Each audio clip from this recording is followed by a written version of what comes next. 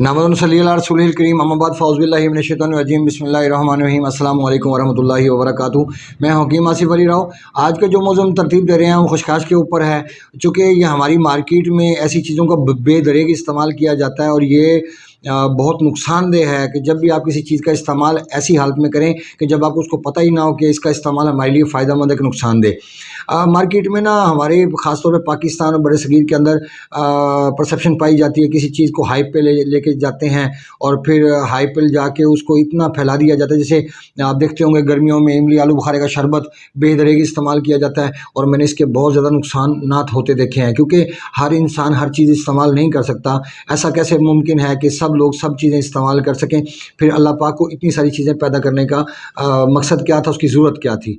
अगर हम देखें तो ये सारी चीज़ें पैदा अल्लाह पाक ने इसलिए की कि अगर कोई इंसान, फॉर एग्जांपल मैं आपको एक मिसाल दे रहा हूँ कि यहाँ पे अगर आप किसी जगह पे आप एसिडिटी के अंदर मौजूद है, या मिसाल देते हैं हरारत के अंदर मौजूद है, आप अगर हरारत में मौजूद है तो आप गर्म चीज़ नहीं खा सकते। अल्लाह ने ठंडी चीज़ें भी पैदा की हुई हैं, ऐसी चीज़ें पैदा की जो गर्मी को खारिज भी करती हैं, ऐसी चीज़ें पैदा की हुई जो डायरेक्ट ठंडक भी फराहम करती हैं आपकी बॉडी को।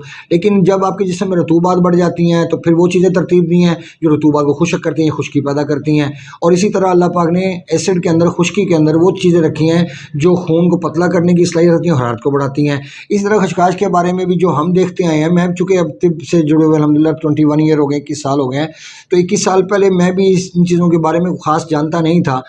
लेकिन मार्केट के अंदर चूँकि ये चीज़ें इस्तेमाल बहुत की जाती थी, बादाम के साथ इस्तेमाल करके खिला दिया जाता था।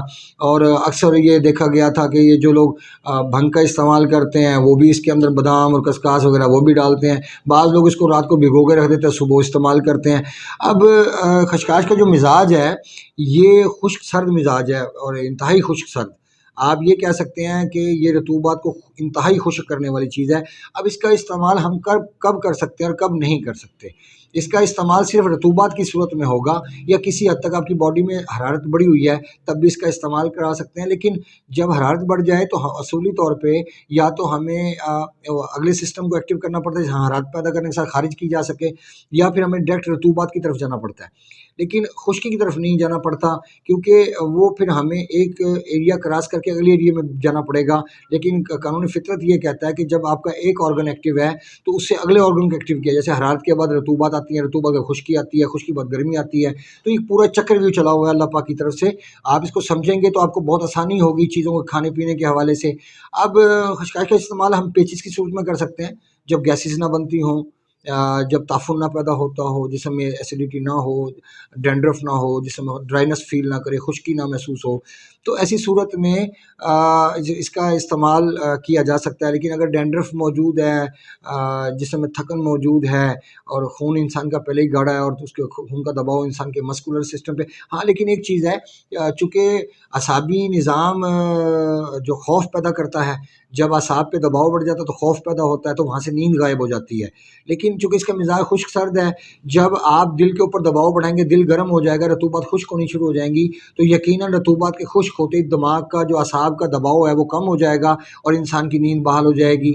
ये तो फितरी अमर है। लेकिन अगर आप ये समझते हैं कि जो खशखाश है नींद लाने का सबब बनती है, तो उस हवाले से नहीं बल्कि नींद को उड़ाने का सबब बन जाती है। जहाँ पे इसकी ज़रूरत ना हो वहाँ ये नींद को कम कर देगी, बहुत कम कर देगी, बल्कि यूँ कह लें कि इंसान को मेंटली अपसेट भी कर सकती है। अब ये इतनी ख़तरनाक चीज़ है, आप इसका अंदाज़ा कर सकते हैं, क्योंकि ये दस्त और कै जो जैसे हम रूटीन में देखते हैं कि हैज़ा हो गया, ऐसी सूरत में भी इसका इस्तेमाल किया जा सकता है। लेकिन इसका इस्तेमाल अगर आप खुश्की की हालत में करेंगे, आपके जिस्म में एसिडिटी या तेज़ाबी, जो कि पाकिस्तान के अंदर मोर देन 90% लोग एसिडिटी का शिकार हैं, तो ऐसी हालत में तो लोगों को बड़ा सोच समझ के कदम उठाना पड़ेगा और फूँक-फूँक के कदम उठाना पड़ेगा ताकि बेहतर ज़िंदगी गुज़ारी जा सके, ना कि टोने टोटके करने के बाद अपनी ज़िंदगी को तबाह कर लिया जाए। जैसे मैंने अक्सर लोगों को देखा रीढ़ बहेड़ा आमला इस्तेमाल करते हैं और उसके बाद उनके नुकसानात बढ़ जाते हैं, तो फिर इसका तो नुकसान और मज़ीद बढ़ेगा, کیونکہ حرارت کی کمی انسان کے لیے کسی طور پہ فائدہ مند ثابت نہیں ہوگی۔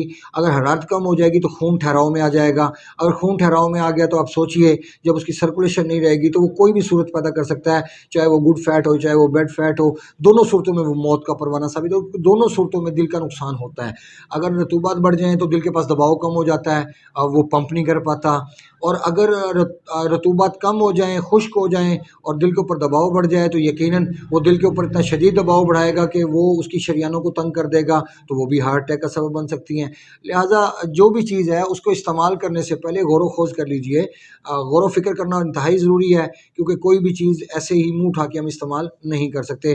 جیسے جسم میں اگر شدید تیزابیت موجود ہے، دودھ اس کے لیے پوائزن ہے، حالانکہ دودھ پوائزن تو نہیں ہے، لیکن وہ صورت ایسی ہے، وہ جگہ ایسی ہے کہ جہاں پہ اس کا آپ استعمال نہیں کروا سکتے۔ اس لیے مہربانی کریں کہ اسپیشلی اب جیسے ٹھنڈک کا موسم ہے، اس میں تو خشخاش کا استعمال بالکل نہیں کیا جا سکتا۔ ہاں یہ ہے کہ اگر کسی انسان کا یورین بالکل وائٹ ہو اور بار بار آتا ہو تو بالکل اس کا استعمال کریں، اس کے استعمال سے فائدہ ہوگا۔ لیکن کسی انسان کا منہ اگر کھٹا یا کڑوا رہتا ہے تو وہ بالکل استعمال نہ کریں، کیونکہ اس کے استعمال سے کانسٹیپیشن رہتی ہے، گیس ہوتی ہے پیٹ میں، تو اس کا استعمال انسان کو مزید تکلیف کا سبب بنے گا۔ اپنے دوست سے بابا خیال رکھیں، ملتے ہیں انشاءاللہ مزید انفارمیٹیو ویڈیو کے ساتھ۔ وما علینا الا البلاغ المبین۔ السلام علیکم ورحمۃ اللہ وبرکاتہ۔